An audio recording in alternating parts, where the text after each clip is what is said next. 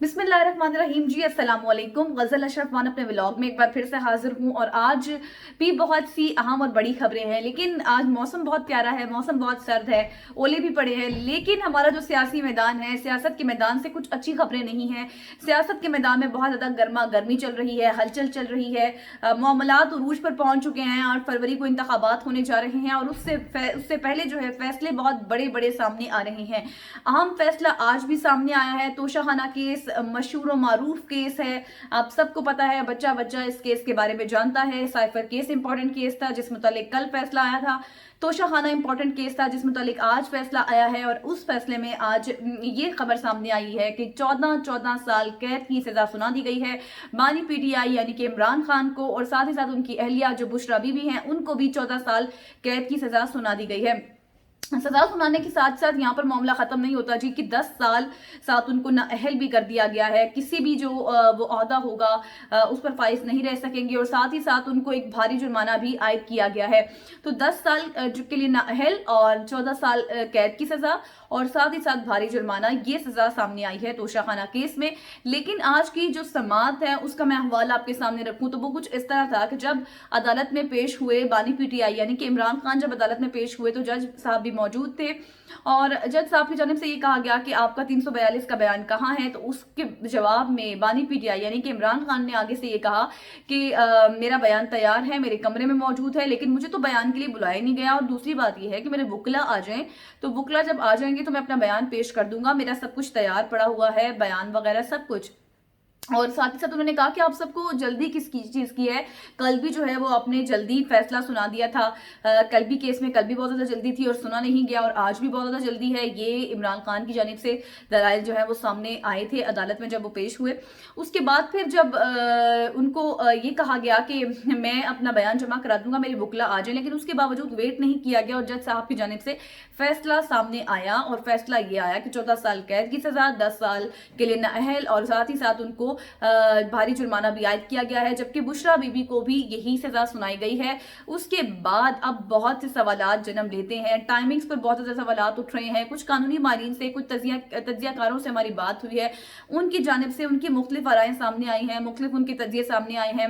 अब पीटीआई की जानिब से अगला उनका प्लान बी क्या होगा, प्लान जो सामने आ रहा है इस वक्त, तो पीटीआई ये कह रही है कि हमारे पास राइट ऑफ अपील है, उनके पास अपील का हक मौजूद है। वो अभी हाई कोर्ट जा सकते हैं, वहां जाकर जो है वो अपील करेंगे, बात करेंगे, माइट भी पॉसिबल कि उनको वहां से रिलीफ मिल जाए, ऐसा कहा जा रहा है। और साथ ही साथ जो वोटर सपोर्टर है उनके हवाले से बैरिस्टर गोहर ने ये अहकाम जारी किए हैं कि जितने भी वोटर सपोर्टर हैं वो तहम्मुल का मुजाहरा करें, कुछ भी जो है वो इसके जवाब में कोई रद्द अमल देने की जरूरत नहीं है। इस वक्त उनको ये कॉल दी गई है।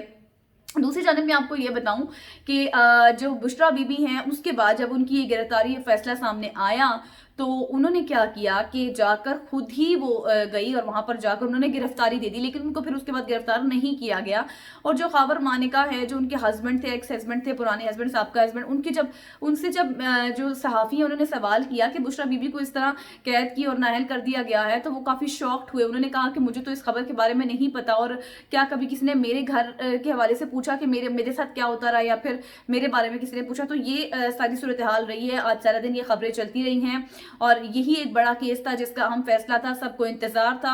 और इससे पहले ये रूमर्स भी थे, फजा कायम की जा रही थी और कहा जा रहा था कि 2 अहम केसेस हैं, इस पर बड़ा फैसला सामने आ सकता है, और बड़े फैसले आ गए। लेकिन अब सवालात बहुत से जन्म लेते हैं। एक तरफ इसका पॉलिटिकल एस्पेक्ट है, कानूनी एस्पेक्ट से बहुत से सवालात जन्म लेते हैं। अगर हम बात करें तो इस वक्त कानूनी माहिरीन की जानिब से, सियासी तजियाकारों की जानिब से यही कहा जा रहा है कि टाइमिंग्स के हवाले से सवालात उठाए जा रहे हैं। टाइमिंग्स बहुत ज्यादा इंपॉर्टेंट बताई जा रही हैं।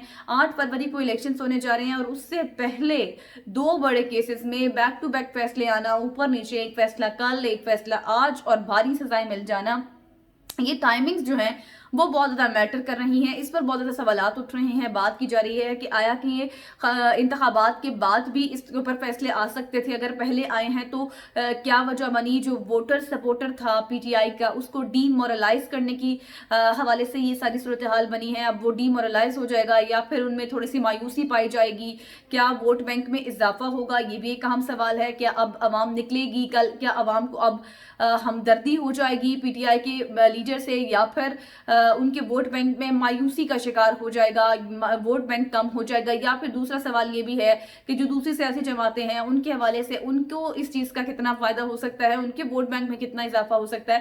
تو یہ سارے سوالات اب جنم لے رہے ہیں. دوسری بات یہ ہے کہ کیا جو باقی جو لیڈرز ہیں, سوالات اب یہ بھی اٹھ رہے ہیں کہ جو باقی لیڈرز ہیں, چاہے نواز شریف ہو جائے, آصف علی زرداری ہو جائے, یا پھر جتنے بھی پرانے لیڈرز ہیں, انہوں نے بھی توشہ خانہ سے بہت سے تحائف جو ہے وہ لیے تھے, تو ان کے حوالے سے جو کارروائی ہے وہ کیوں سست روی کا شکار ہے, کیوں صرف ٹارگٹ کیا جا رہا ہے بانی پی ٹی آئی یعنی کہ عمران خان کو ان کیسز میں کیوں ٹارگٹ کیا جا رہا ہے, کیا وجہ ہے کہ باقی لیڈرز کے خلاف جو ہے کارروائی ہے اس کو سست روی.